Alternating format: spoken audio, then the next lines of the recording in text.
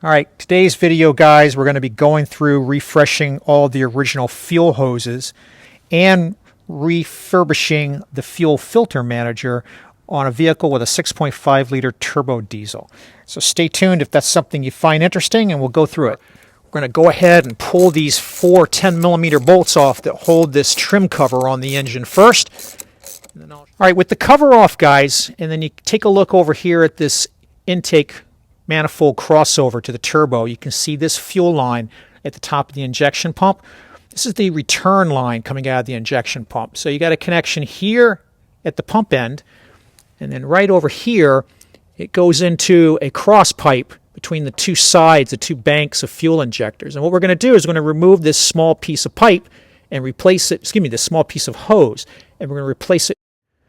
All right, guys, so we got the those clamps off. Now we're just trying to work the hose off. All right, so there's one end of it.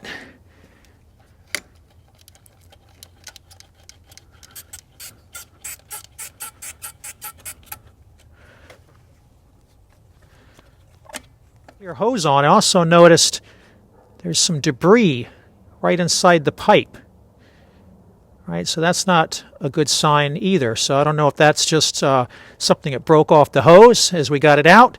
That's something to keep in mind. All right, guys, we've got these 10mm bolts off.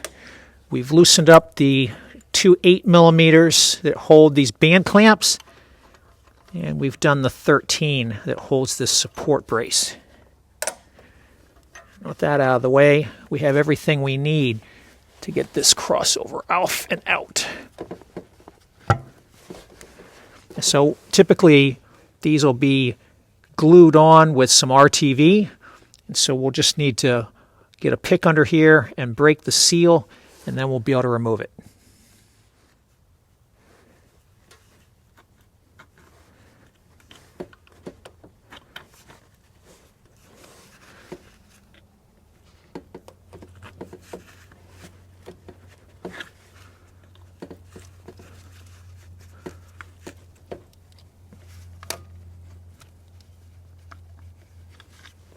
All right.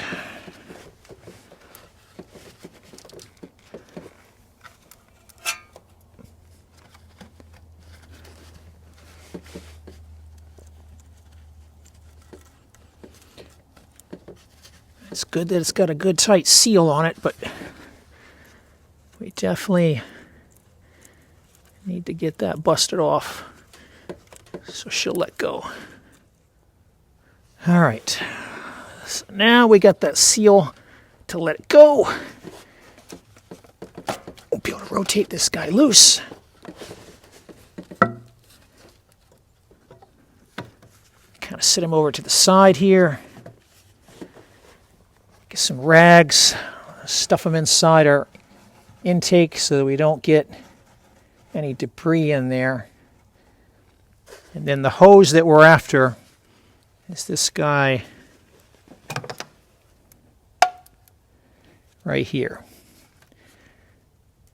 So if we zoom in on this guy here, what we're going to do next is we're going to disconnect this inlet hose to the injection pump and remove it from the fuel filter manager. All right, guys, this is just another view of the hose we're going after. It's held on by a little worm clamp right there. So this is the side going into the injection pump. Let me show you the side of the fuel filter manager. All right, so here's the view at the back at the fuel filter manager, hopefully with not too much glare here. And you can see there's a couple of lines. One's an inlet, one's a return on the fuel filter manager housing. These are just held on by, if I can turn the light just a little bit here, these are just held on by little spring clamps. So all right, guys, this line that comes out of this T drain fitting is the one that connects up to the other end of the fuel filter manager. So that line from the FFM comes up into the bottom here, and then this line just runs down so that you can drain water out past the engine. And since we're going to go ahead and replace all of these rubber lines, even though these aren't critical, we're going to replace them too. So So I'm trying to do a balance between getting you guys enough light and not having too much glare. All right, so there's that guy. And then we're going to go pull this guy on the bottom. It comes in. We'll see if we can get him like this. We may have to do some more partial disassembly. I don't know. It's kind of like a radiator hose when they've been on like this. You just got to break the adhesion first. They're all just barb fittings.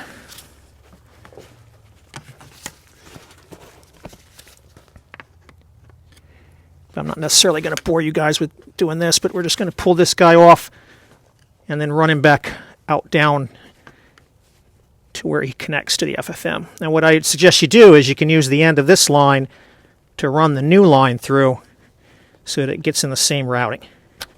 It's got a lot of adhesion we got to break loose here. So let me get this off and we'll come back. All right guys, just a little example of why I think we're on the right track here. When we went to remove the fuel inlet line after loosening up the worm clamp, just a small tug and it broke. Right, so these are the original hoses from 1999. If we open this up, we can see there's all kinds of wear and cracking and fatigue on this rubber. So now we're going to go after this fuel filter manager assembly. This guy's held in by two 15mm bolts, one here and one here. So we're going to take those two 15s off, and then we should be able to raise it up where we can disconnect the other hoses. All right, guys, we've got this clamp here on the back loosened up. We're just going to kind of inch them back off the way, and we've gotten the hose to let go. We're going to kind of use the screwdriver here just to hold it up so it doesn't drip as much. And now we can get this guy twisted out. Now he's got a harness on the bottom here. So you can see there's a harness for the water and fuel and a harness for the heater. So we're going to have to go down and disconnect those, then we can pull it out. All right, just looking at some of these other hoses, if we zoom in here, guys, you can see how they're all cracked. And as these guys heat up when the engine's getting warm, you can see how this is going to allow thermal expansion to occur, and we're going to end up getting air sucked in. Now you can have a situation where the fuel won't leak, but air can come in. That certainly is a case that we have here. All right, guys. We got this off of here, but we can tell we got a little problem here. So this is pretty dirty coming out of here. I noticed it when we were draining it over here. Right, so it started off as clean fuel, but then we got some crud coming out of the drain line. So you can see this is pretty clearly marked. This is in, it's coming from the back, it's got 3/8 inch size. This is drain, which is the one where we're pulling all this rusty material out, and this is out. These are both 1/4 inch size. So we're going to open her up and try to see what's going on inside. Right, so this will be the filter itself. It'll always be marked front. So it doesn't look bad. Looks fine. Inside, though, we've got a lot of sediment. I don't know if you guys can see in there, which is not a good thing. Now this is the water and fuel sensor, and you can see it sticking through its little probe down near the bottom there. That's where it detects if there's water. And then on the bottom is the heater. This is running up through the middle. This is to heat the fuel up when it's cold weather. Let's get this off. Right, so there's the heater assembly. There's a gasket that goes on here, or O-ring rather. And then this is all just one piece assembly here. The water and fuel sensor. And we're going to show you how to test these items. We can take this off with these two screws, hopefully. If it's not on too tight, might have to get a socket. No, there she goes.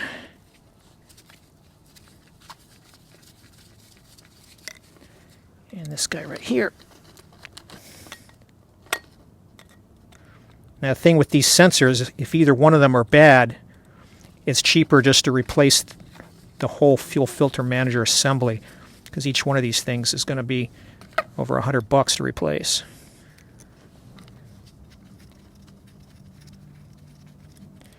And when this guy comes out, he'll also have an O-ring sitting right there.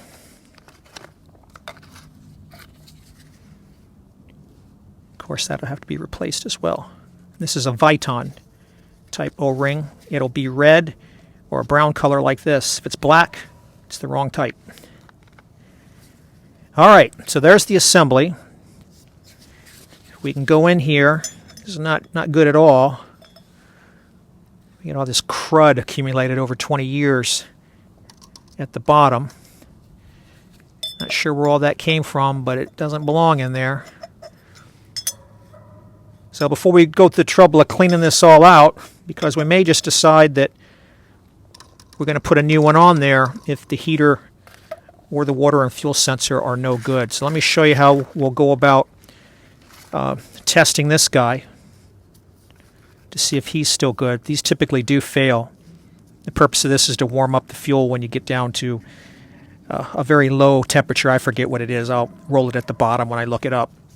But basically it's just 2 wires here, and we can hook this up to a power supply and we can put some diesel fuel on it, and that's exactly what the service manual procedure is, and I'll show you that, and we can see if it's actually heating up. All right, guys, I cleaned up the fuel filter manager housing just so you could see some of this imprinting on the outlet, the drain, the input, and where these things go. We got all that crud out of there. Might have been a waste of time if we find out that the heater's bad, but I also wanted to zoom in and get you a picture down in here. You can see right at the base of this tube, it's going to be very hard to see, but there's like a kind of a tan colored piece of plastic right down there. And that is an additional filter that seals around the main filter. So I just want you to be aware of that. It's not on the parts explosion, but that part is in there. And if yours is missing or damaged, I'll leave a link to that part number in the description as well. All right, guys, just another view of that water and fuel sensor down here in the base. Hopefully I can move the sunlight so that it shows up okay. Just wanted to have you be able to see that nice and close up. Right, guys, just very simple circuit for these 2 pieces that go to the FFM. Here's your fuel heater. So it just takes straight up voltage and ground. That's all there is to it. There's no intelligence to this guy other than built in, it has a temperature sensor. And then the water and fuel indicator, you got power that briefly runs through the indicator light on the dash when you first start the engine to verify the bulb's working. That gets temporarily grounded by the sensor, and then the sensor itself, and then it's grounded down here. It forks off the same pink wire as the fuel heater. The test for the heater, there's a couple of tests. One's to see if it's stuck on, and the one's to see if the thermostatic switch is working. So the test to see if it's stuck on is at room temperature. Take terminal C and connect it to battery plus and terminal A to ground, and you want to see if the heater heated up, right? And you can do that by putting a little bit of fuel on it. The second test is you put this guy either in the freezer or you throw him in with some ice. You got to get the temperature down below 46 degrees Fahrenheit for the internal device to trigger. Then you can wet it with fuel and do the same test. Terminal C to positive and A to ground, and see if it heats up. So, right, we can check both of these and see if the heater's working. All right, guys, let's take a look at the wiring diagram connectors that were being referenced. Here's the fuel heater, cavity A, B, and C. A is going to be black, that's the ground. B is not used, C is going to be pink, and that's the fused ignition feed or battery plus. If we come over here and look at the water and fuel sensor, it's also a 3-cavity connector. A is pink, that's fused ignition feed. B is yellow and black, that's the water and fuel indicator lamp output, which energizes what you see on the dash. I'll show you that in a minute. And then C is black, that's your ground line. All right, guys, here's a parts explosion of the FFM. So you can see the unit, the fuel filter, the retaining cap for the fuel filter. Here's your water and fuel sensor, the 2 screws we took out, the Viton O-ring that seals it up. This is the housing. Here's your fuel heater element that we talked about. Here's the O-ring that seals that, and here's the ring that secures it into position. The GM part number for the big O-ring is 12511-962, and for the small one on the water and fuel, 1251-1959. Now, the other stuff that we said we were going to look at is we're going to take a look at all these different ground lines. So if we take a look at the ground lines, they look like this. So here's the FFM back here. We've got a drain line that, as we showed earlier, disconnecting, that runs up to this brass T-fitting. And then we got a line that runs down from that brass T-fitting. And then we've got the line that runs straight over to the injection pump. They're only showing part of it here. And then we've got the line that comes off from the inlet on the main pipe. Then we've got a return line, and there's a small piece of rubber hose that connects to the return line. And then further up, there's a couple of pieces of hose that complete the connections on the return lines. These are the hard lines, and these guys I've done in yellow are the soft lines. So for the pieces we took off, so like this guy in the back here, and this guy running straight in the front here, a lot of this is just cut from bulk hose to the length that you need. So you can see the part numbers over here. So 501 for the T drain and the drain from the FFM into it. Both of those are 9438. 257 is just bulk hose that you would cut from GM. 507, this guy here is actually a molded piece, and here's the original one, right? So this is like an elbow, and you can't just cut hose or it'll get kinked. So this is a molded elbow, and it's got a part 102 28 324.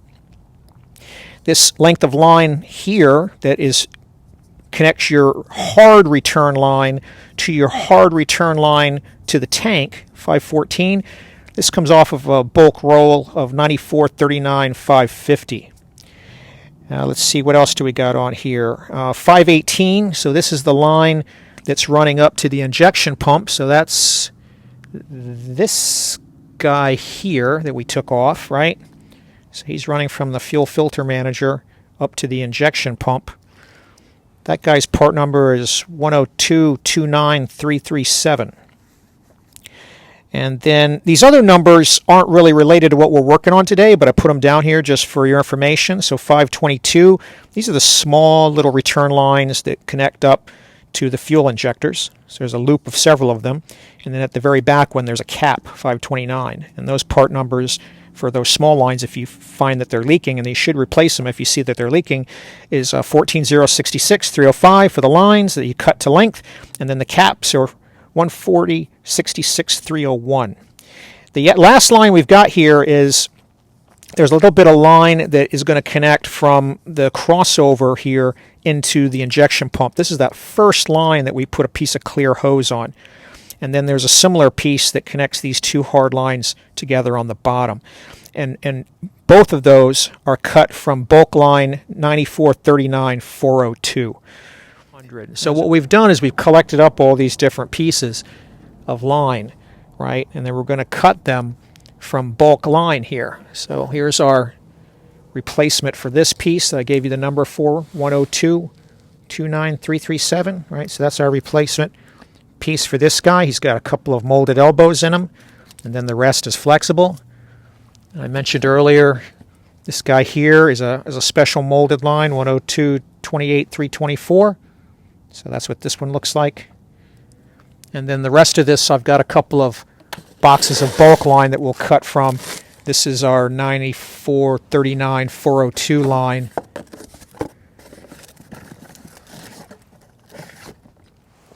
Right, so you can see this is just 1/4 inch.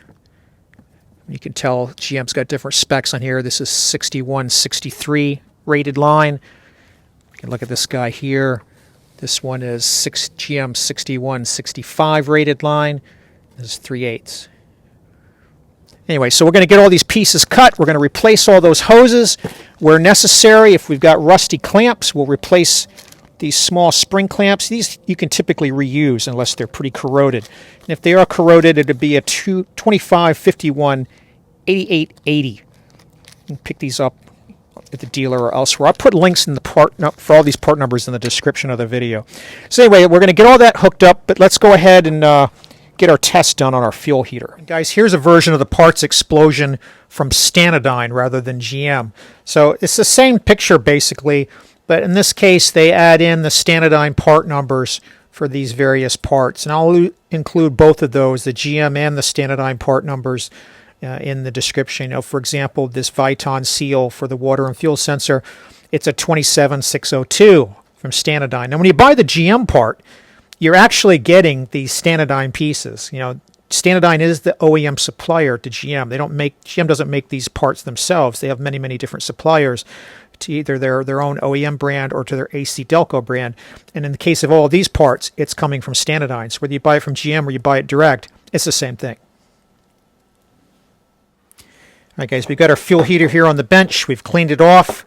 Remember from what we looked at in the service manual, pink's going to be positive, black's going to be negative. We can see here that the temperature of the outside housing is about 65 degrees.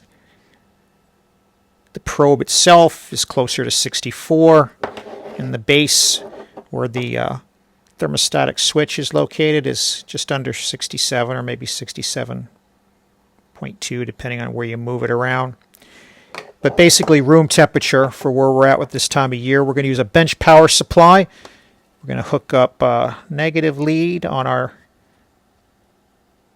negative terminal and a positive lead on our positive terminal.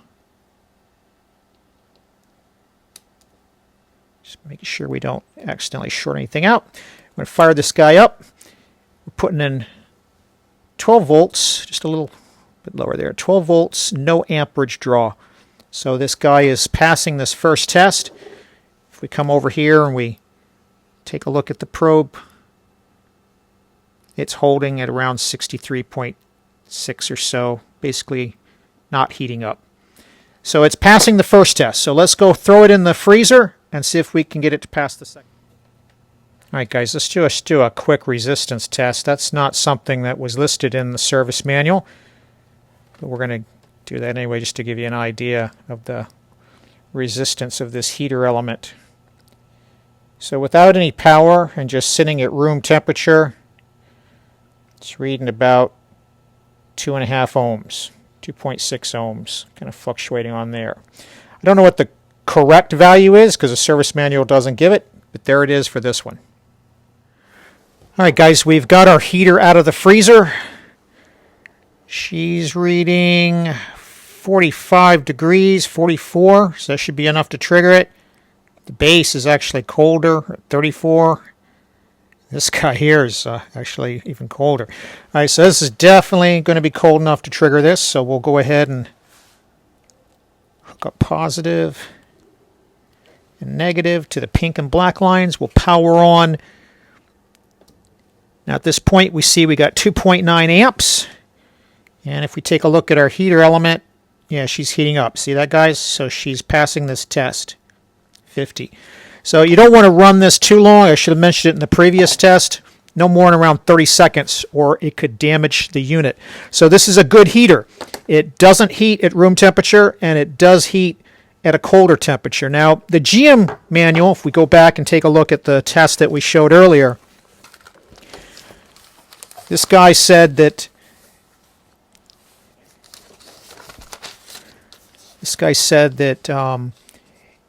this is the room temperature test, and then this guy said that you wanted to get this below 8 degrees Celsius or 46 degrees Fahrenheit.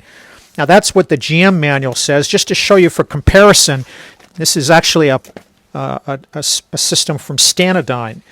And the Stanadyne version of this test says something a little bit differently. This is out of a Stanadyne Service Bulletin 469 up here at the top.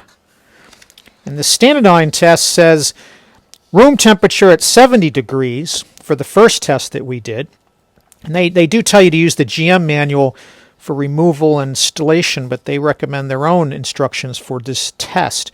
So they tell you to place it in a freezer and get it down below 58 degrees. So instead of below 46 degrees like the GM manual, they're adding 12 more degrees to this test as far as the trigger point. And they're saying since this is their product, you'd think they'd be more accurate.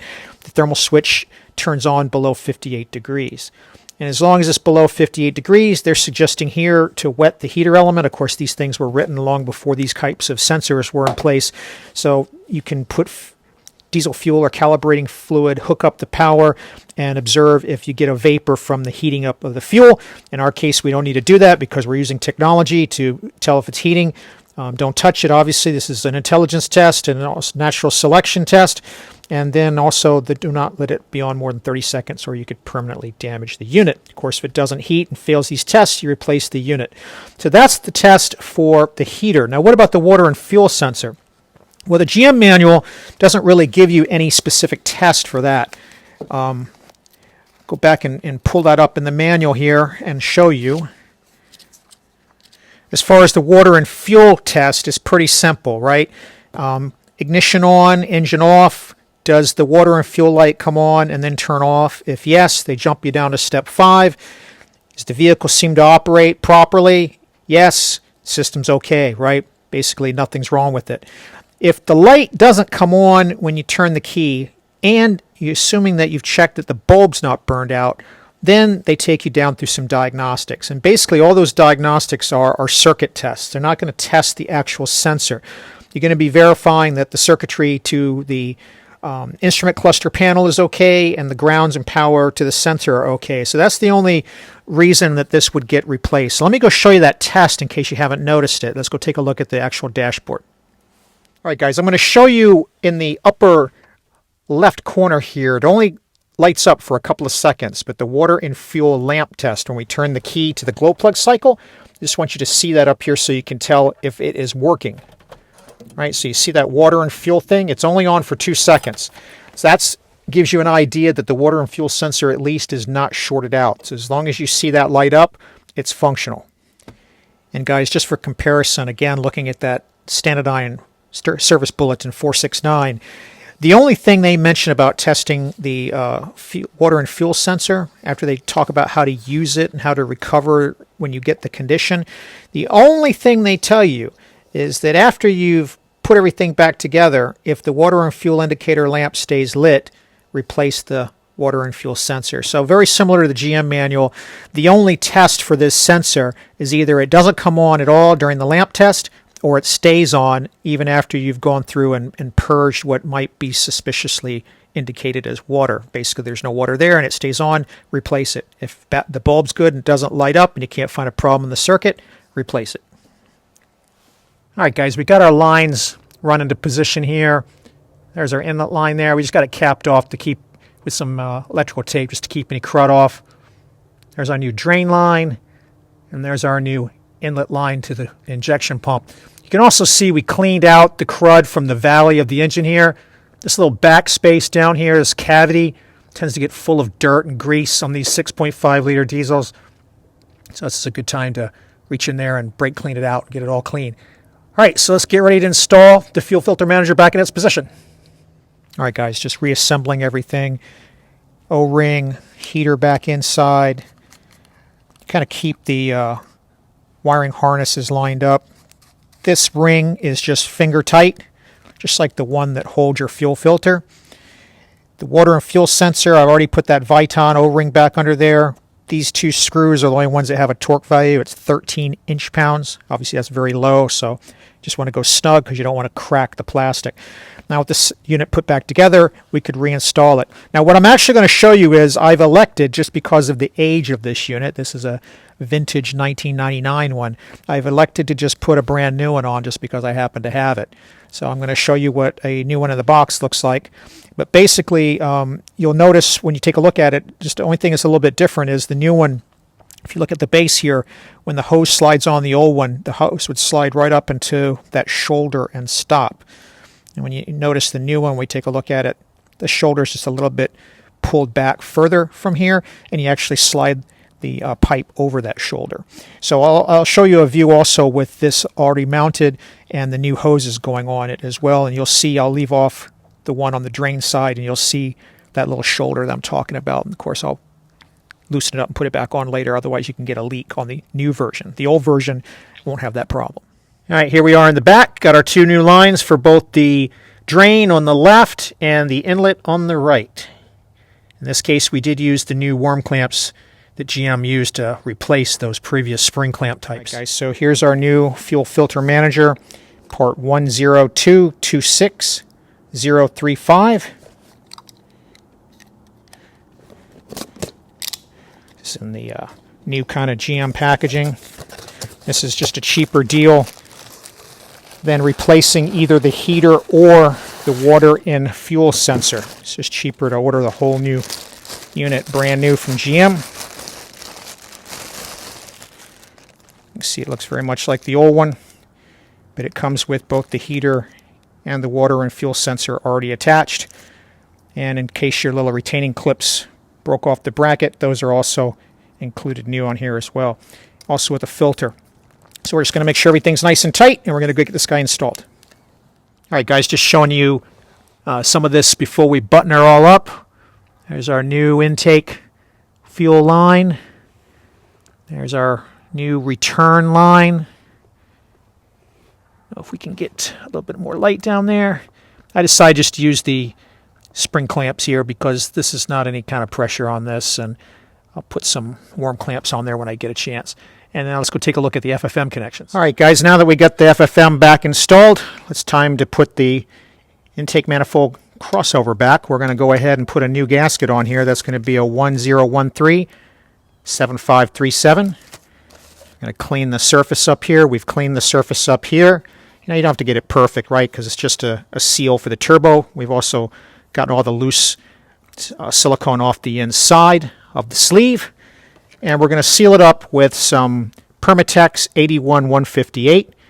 And then we'll go ahead and torque everything down. All right, we're all done, guys. Let me rattle off some torque values for you. Those two 15s in the back that hold down the FFM are 18 foot-pounds. These 13s here that hold this brace are 19 foot-pounds. These two band clamps, these two 8mm guys, are 50 inch-pounds. The engine cover, if you still have yours, is going to be 100 inch-pounds, and then underneath it, the 10mm, the 6 that hold this guy that's underneath the cover, those 10mm are 17 foot-pounds. So we've got everything torqued down, new gasket, new seal, and all right, that's pretty much it, guys. About the only other thing I could say is before you put the cover on, make sure you check for leaks. If it's going to leak, it's going to be where you put the new hoses on the FFM, so check there first. Make sure you let it idle for a while, then you can put your cover on. We've taken it for a couple of test drives, and everything's great. So I feel good that we've refreshed these hoses and that we've also refreshed the FFM. I hope this video helps you out with doing similar procedures yourself. If you got questions or comments, leave them below. If you found this video useful or it saved you some money or you just were entertained, pay it forward and hit that like button. And as always, thanks for watching.